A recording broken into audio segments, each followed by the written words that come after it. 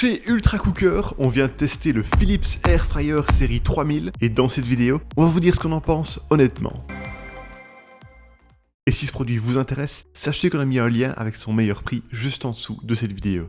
Cet Air Fryer se démarque de la concurrence grâce à sa fenêtre qui permet de voir en un coup d'œil l'état de la cuisson. Une lampe a même été ajoutée à l'intérieur de l'appareil pour mieux y voir. Avec sa capacité de 6,2 litres, ce modèle prend quand même un peu de place sur le plan de travail d'une cuisine. Il a une surface de 32 par 44 cm et une hauteur de 30 cm. Il n'est par contre pas trop lourd, pesant 5,6 kg, et son cordon d'alimentation mesure 1 mètre. La structure extérieure de l'appareil est en plastique. La cuve et le panier sont quant à eux recouverts d'un revêtement anti-adhésif. Le panier est à placer dans la cuve via un mécanisme sécurisé. Le fond de la cuve a une forme un peu particulière qui permet de mieux faire tourner l'air dans la cuve. L'écran LED tactile permet de régler les différents programmes, mais nous avons trouvé que les boutons n'étaient pas aussi réactifs que d'autres modèles que nous avons testés. Durant le test, le panier n'a pas été très simple à sortir. La cuve est encombrante, et si vous voulez vider le panier sans prendre la cuve avec, il faut prévoir une surface sur laquelle poser la cuve. Heureusement, la poignée est restée froide pendant notre utilisation. Les côtés de la friteuse ont un peu chauffé, 59 degrés maximum à l'avant et 37 degrés sur le dessus, mais pas au point de devenir brûlant. Aucun accessoire n'est fourni avec cet air fryer. Dommage car une pince en silicone aurait été utile. Par contre, nous soulignons que le fond du panier n'a pas de trou trop grand. Grâce à ça, aucune frite n'est passée dessous pour se coincer dans la cuve. C'est un bon point à souligner puisque c'est fréquent avec ce genre d'appareil.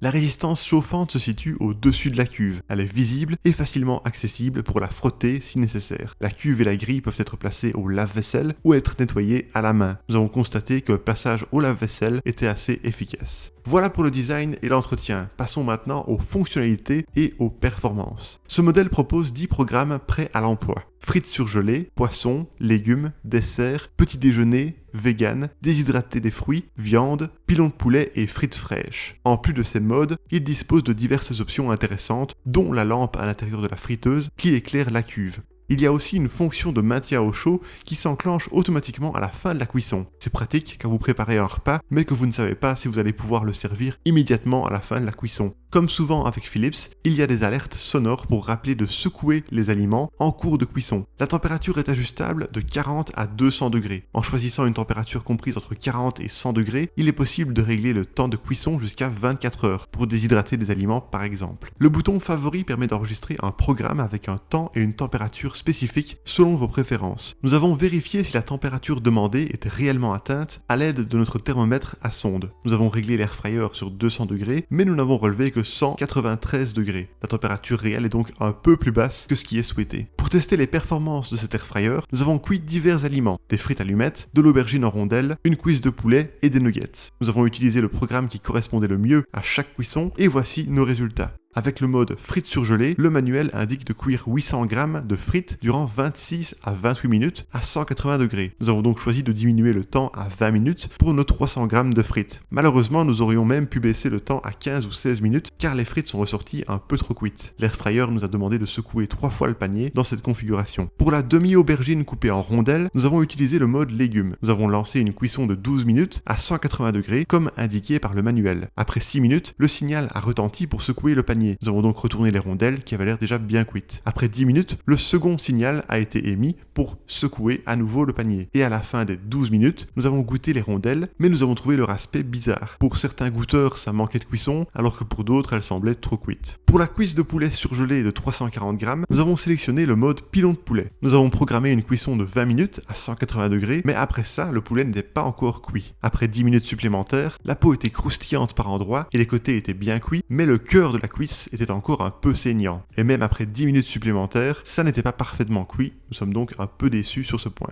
Pour notre dernier test avec les nuggets surgelés, nous avons opté pour le mode pilon de poulet. Nous avons d'abord lancé une cuisson à 180 degrés pendant 10 minutes, puis nous avons rajouté 5 minutes. Après ça, les nuggets étaient un peu plus dorés sur le bas que sur le dessus, la chapelure était croustillante et le poulet était bien cuit. Globalement, nos résultats de test des différentes cuissons ont donc été mitigés. Les frites et les nuggets ont été correctement cuits, mais la cuisse et l'aubergine ont été problématiques.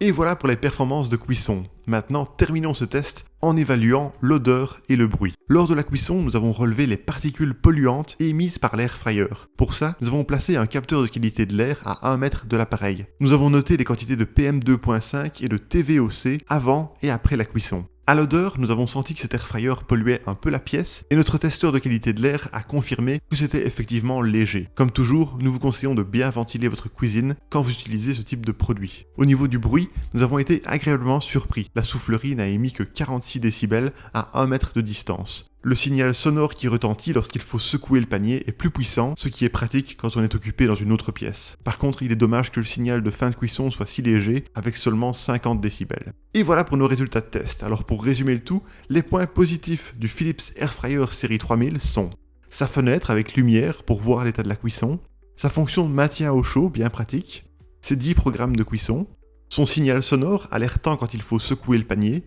son bruit discret en fonctionnement, et le fait qu'il ne pollue pas trop l'air ambiant. Quant au point négatif, son format assez encombrant pour une telle capacité, son manque d'ergonomie au niveau de la poignée, sa cuisson qui clairement n'est pas assez efficace avec certains aliments, et son manuel d'utilisation peu complet et uniquement disponible en ligne. Et voilà qui termine notre test, merci beaucoup de l'avoir regardé. Pour rappel, vous trouverez le lien de ce produit avec son meilleur prix juste en dessous de la vidéo. Et si vous aimez les tests honnêtes d'Airfryer, n'hésitez pas à vous abonner à notre chaîne.